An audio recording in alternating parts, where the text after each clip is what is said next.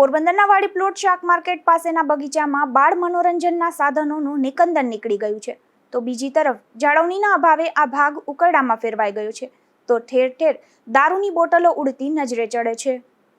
પોરબંદરના વાડી પ્લોટ વિસ્તારમાં શાક માર્કેટ પાસેના પ્લોટમાં 2.5 વર્ષ પહેલા નગરપાલિકાના તંત્રએ બગીચો બનાવ્યો હતો, જેમાં બાળ મનોરંજનના સાધનો ફિટ કર્યા હતા, પરંતુ તે ભાંગી તૂટી ગયા હોવાથી મહાપાલિકા અને પબ્લિકની બંનેની બેદરકારી સિદ્ધ થઈ છે. પોરબંદર શહેરના વાડી પ્લોટ વિસ્તારમાં શાક માર્કેટ ફરતે રાજાશાહી જમાનાના ખુલ્લા પ્લોટ આવેલા હતા, જ્યાં નગરપાલિકાના તંત્રએ 2.5 વર્ષ પહેલા 15મા નાણાં પંચ અને અન્ય ગ્રાન્ટમાંથી લાખો રૂપિયાના ખર્ચે બગીચા બનાવ્યા છે અને તેમાં બાળ મનોરંજનના સાધનો ફિટ કરાવ્યા હતા, પરંતુ મેન્ટેનન્સના અભાવે તેમજ ચોકીદાર નહીં હોવાથી અને લોકોની પણ બેદરકારીને કારણે હિંચકા અને જમ્પિંગ સહિતના સાધનો ભાંગી તૂટી ગયા છે.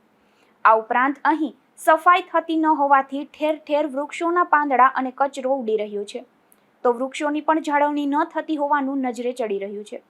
આ ઉપરાંત બાગ એ નશાખોરોનો અડ્ડો બની ગયો હોય તેમ અહીં ઠેર ઠેર દારૂની ખાલી બોટલો, ગ્લાસ અને દેશી દારૂની કોથળીઓ નજરે ચડી રહી છે.